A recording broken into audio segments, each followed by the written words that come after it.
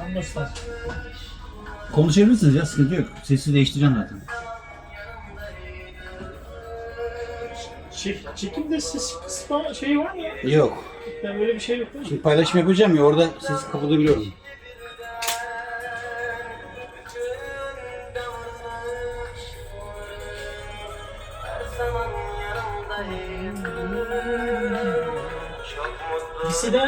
Liseyi Ankara'da okudum ya.